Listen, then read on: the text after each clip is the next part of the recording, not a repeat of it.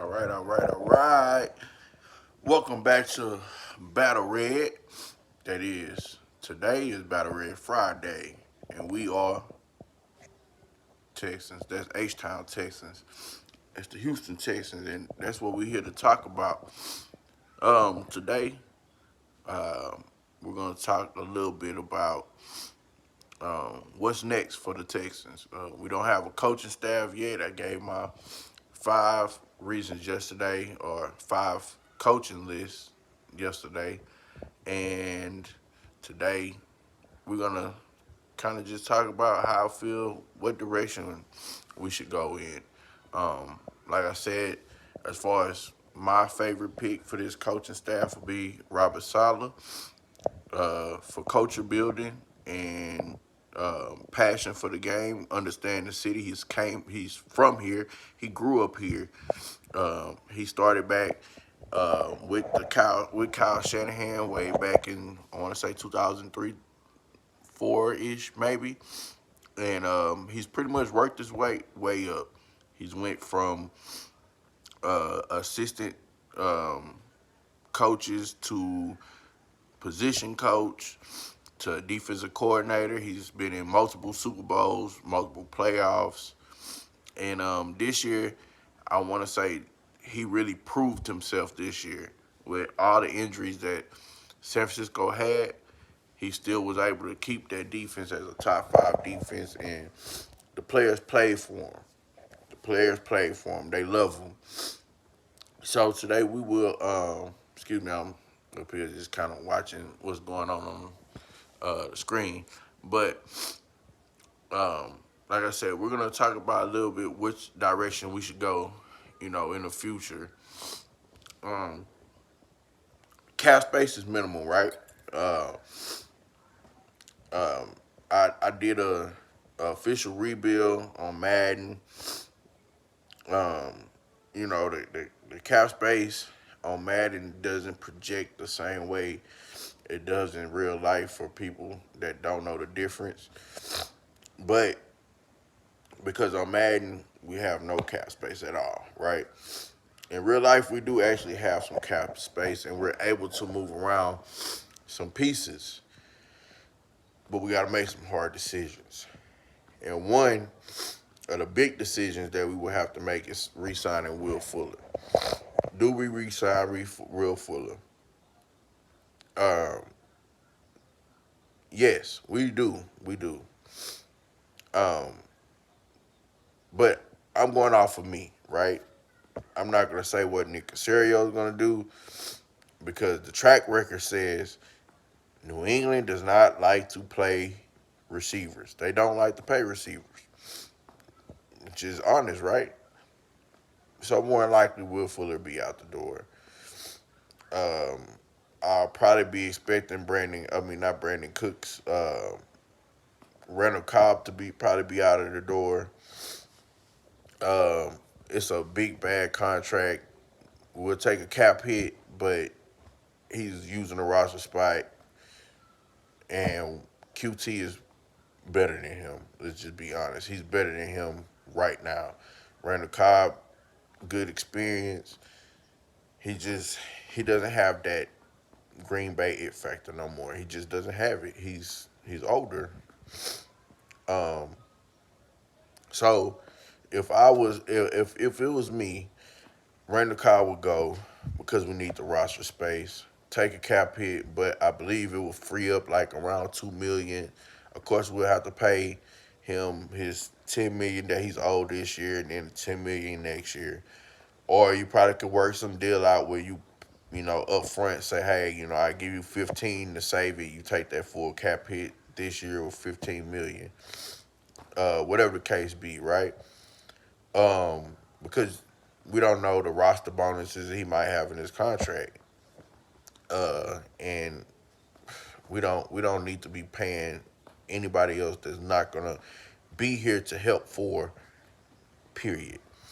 So secondly, we will be the other hard decision would be Zach Fulton, Nick Martin, um, and what do we do interior offensive line?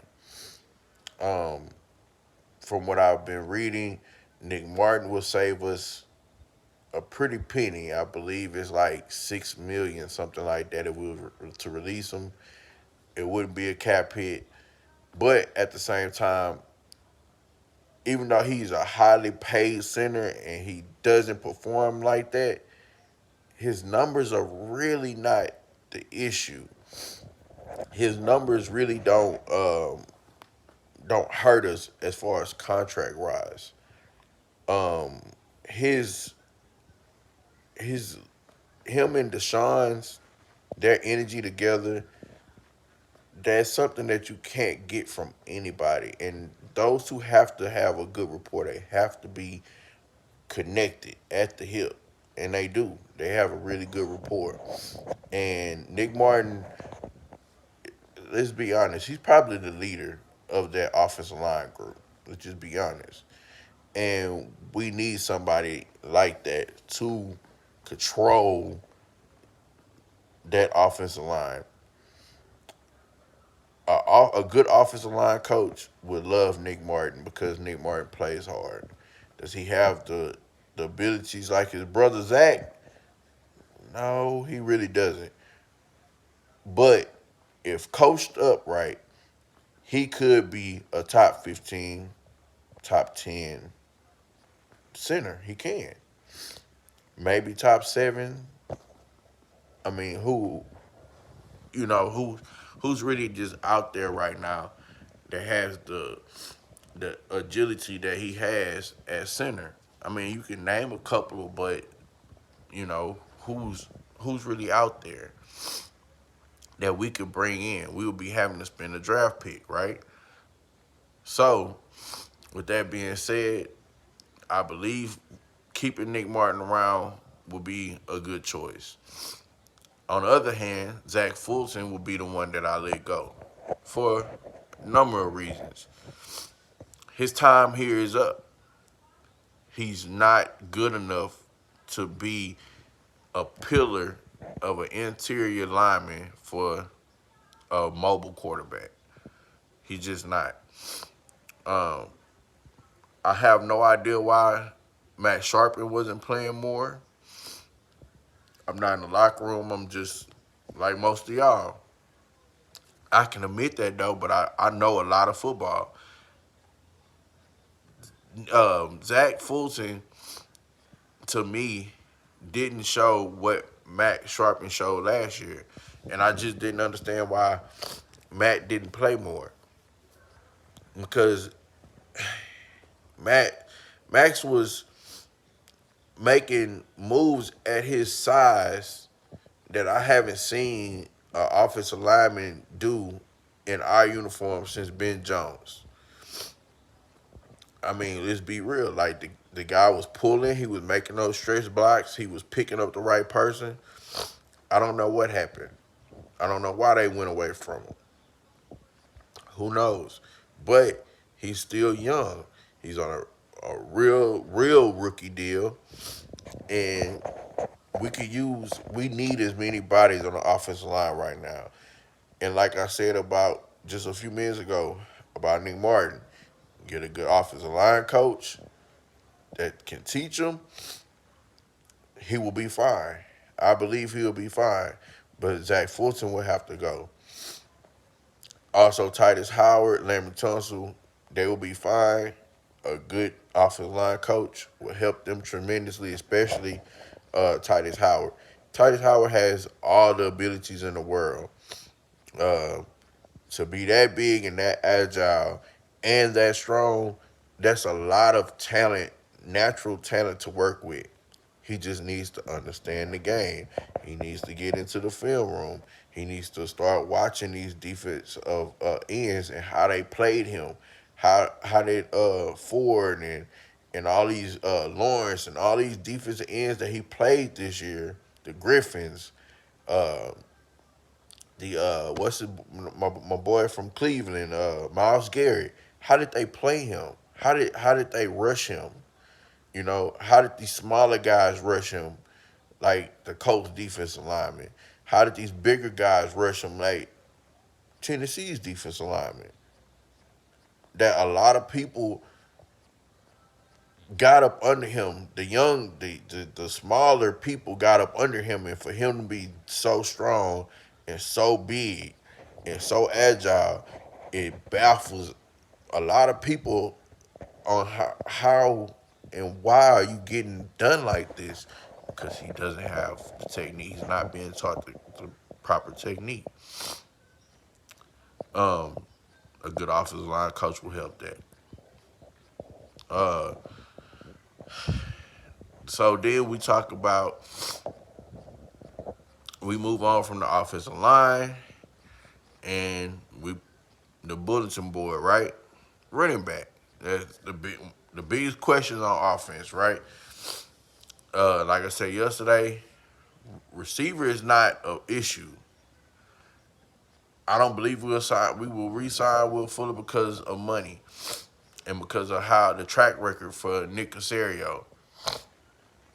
But what I would say is that if we can get rid of David Johnson, like we got rid of Brock Osweiler, if Nick Casario can work some magic, hey, like I said, don't know if Nick Casario pulled the triggers over there in New England, like people say.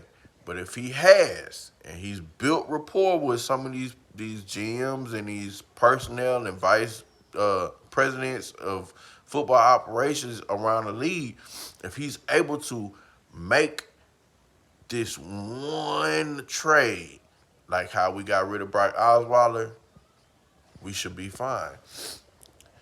David Johnson is a big cap hit. We get rid of David Johnson, we get let's just say we get a fifth round pick, or maybe we get 2 sevens, something, and we get the team to take his cap, we will be fine. We'll be able to re-sign Duke. We'll be able to go probably get a veteran running back. Me personally, I think Le'Veon Bell would be better off here than David Johnson. That's just me. I've seen Le'Veon. His feet is still there. His movement is still there.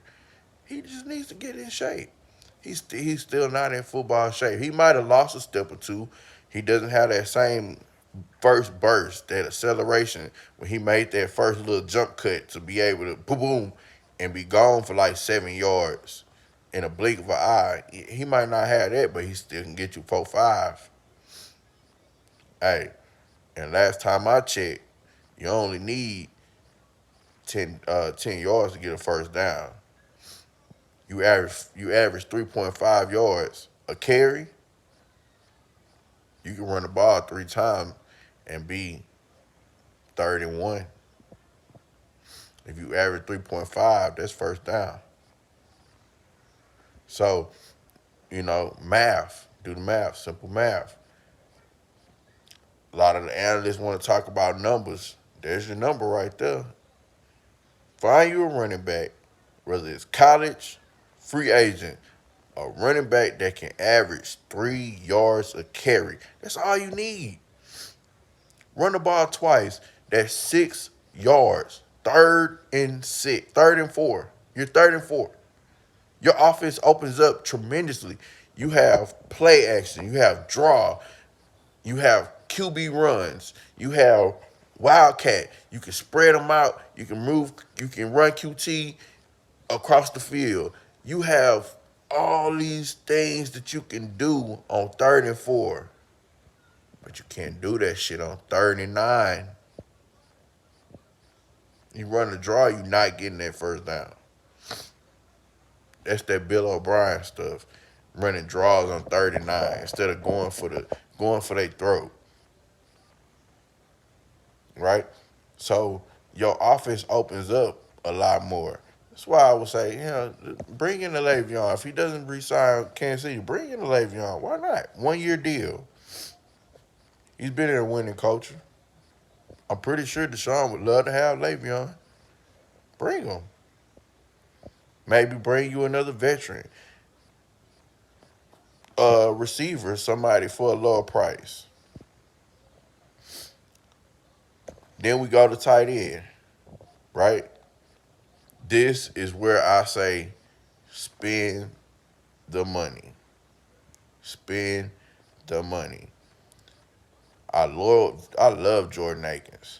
I like Pharaoh Brown. I'm surprised.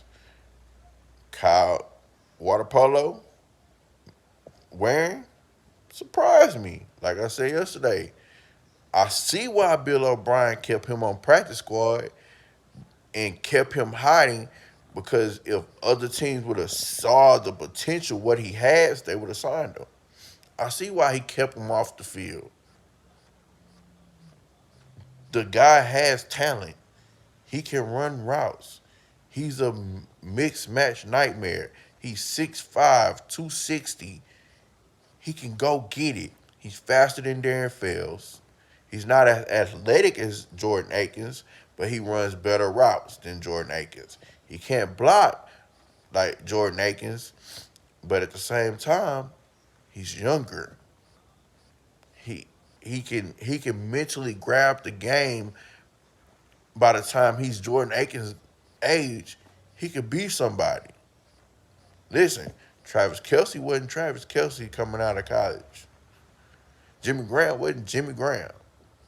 Rob Gronkowski is pretty much the only tight end that everybody was like, okay, yeah, that is that dude. All these other tight ends that we hearing about right now, just Chisky from Miami, nobody was talking about him. Wasn't nobody saying that he was coming out of draft, let's draft him in the first round. No. Everybody was Dallas Carter. And how many teams he been on since he been drafted? Point. The boy from Iowa a few years ago. Where is he? I don't even hear his name. They said he was going to be the greatest tight end ever and got drafted in the high first round. Don't hear nothing about him. But his second round pick in Detroit, TJ, doing his thing. This is what I'm saying. The draft selection does not matter once you get to the pros. If you can play, you can play. Kylie Warren can play. But again, when I say here's to spend the money, there's nobody better for Deshaun than Zach Ertz. And if we can get Zach from Philadelphia here, we get Ertz here, our offense opens up. Our offense goes to a different level. Think 5,000 this year. Think 40 touchdowns this year. Think less than 5 interceptions this year. Zach Ertz opens this offense tremendously. Hopefully we get the right coach, whether it's EB, Robert Saleh, or the offensive coordinator from Tennessee. He likes to use his tight ends too. If we was to get one of those, or somebody from a Kyle Shanahan type tree that loves to run the West Coast zone scheme, the stuff that we used to run with Matt Schaub, an unathletic quarterback, and be able to boot Deshaun nakedly, like Minnesota does with Kirk Cousins, like Tennessee does with Ryan Tannehill. And we're able to do that with Deshaun with that type of tight end or with that type of tight end group, sky's the limit. The sky is the limit. You look, listen. Atkins can play fullback. Gillespie can go. You can move him to fullback. You don't need Gillespie, whatever the guy name is. You don't need him. He can go. Put Jordan Akins, your fullback slash tight end. When you run dual tight ends, 12, you you put Ertz and Akins on one and Akins on the other side. You got Brandon Cooks. If you don't have Will Fuller, draft you a youngster or QT or whoever else. You're talking about matchup nightmares here. You got too much speed on the outside. If we still have Will Fuller and Brian and Brandon Cooks, and then you have Jordan Akins, who is not really a speed tight end, but he's faster than most tight ends. He's faster than most linebackers. You put him there, and then you have a veteran like Ertz. Come on, man. Come on. Now, will we be able to have the money to throw at him like that? Maybe not. Because I can see somebody like New Orleans saying, hey, Drew, we didn't win this one for you. Come back. Let's go win another one. Let's go win this one.